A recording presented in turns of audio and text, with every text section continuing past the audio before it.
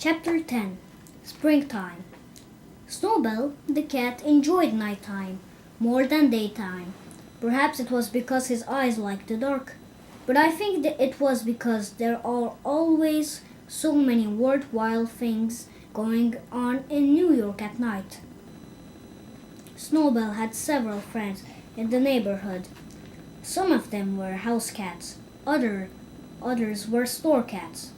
He knew a Maltese cat in the A&P, a white Persian in the apartment house next door, a tortoise shell in the delicatessen, a tiger cat in the basement of the branch library, and a beautiful young Angora who had escaped from a cage in a pet shop on 3rd Avenue and had gone to live a free life of her own in the tool house of the small park near Stuart's home. One fine spring evening, Snowbell had been calling on the Angora in the park. He started home late, and it was such a lovely night, she said she would walk along with him to keep him company. When they got to Mr. Little's house, the two cats sat down at the foot of a tall vine which ran up the side of the house, past George's bedroom. This vine was useful to Snowbell because he could climb it at night and crawl into the house through George's open window. Snowbell began telling his friend about Margalo and Stuart. "Goodness," said the Angora cat. "You mean to say you live in the same house with a bird and a mouse and don't do anything about it?" That's the situation," replied Snowball. "But what can I do about it? Please remember that Stuart is a member of the family and a bird is a permanent guest, like myself." "Well," said Snowball's friend, "all I can say is you've got more self-control than I have." "Doubtless," said Snowball. "However, I sometimes think I've got too much self-control for my own good. I've been terribly nervous and upset lately, and I think it's because I'm always holding myself in." The cat's voice grew louder, and they talked so loudly that they never heard a slight rustling in the vine a few feet above their heads.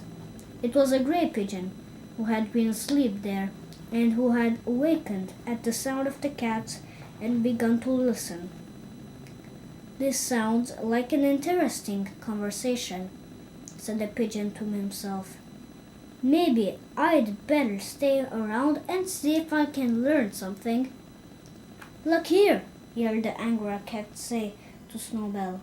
"I admit that a cat has a duty toward her own people, and that under the circumstance it would be wrong for you to eat Margalo, but I'm not a member of your family, and there is nothing to stop me from eating her. Is there?" "Nothing that I can think of offhand," said Snowbell. "Then here I go," said the Angora, starting up the vine. The pigeon was wide awake by this time, ready to fly away, but the voice down below continued. "Wait a minute," said Snowbell. "Don't be in such a hurry. I don't think you'd better go in there tonight." "Why not?" asked the other cat. "Well, for one thing, you're not supposed to enter our house. It's unlawful entry, and you might get into trouble." "I won't get into any trouble," said the Angora. "Please wait till tomorrow night," said Snowbell firmly. "Mr. and Mrs. Little will be going out tomorrow night, and you won't be taking such a risk. It's for your own good I'm suggesting this." "Oh, all right," agreed the Angora. "I guess I can wait. But tell me where I'll find the bird after I do get him." "That's simple," said Snowbell. "Climb this vine, enter George's room through the open window. Then go downstairs, and you'll find the bird asleep in the Boston on the bookcase. Easy enough, said the Angora, licking her chops. I'm obliged to you, sir. Well, the old thing, whispered the pigeon to himself, and he flew away quickly to find a piece of writing paper and a pencil. Snowball said good night to his friend and climbed up the vine and went into bed. Next morning, Margolo found a note on the branch of her fern when she woke. It said, "Beware of a strange cat who will come by night." It was signed a well-wisher. She kept the note under her wing all day long, wondering that she had better do, but she didn't dare show it to anyone, not even to Stuart. She couldn't eat. She was so frightened. What had I better do? She kept saying to herself. Finally, just before dark, she hopped up to an open window, and without saying anything to anybody, she flew away.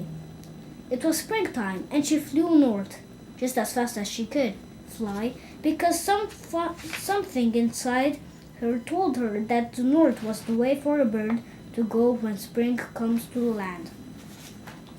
This was the end of the chapter 10.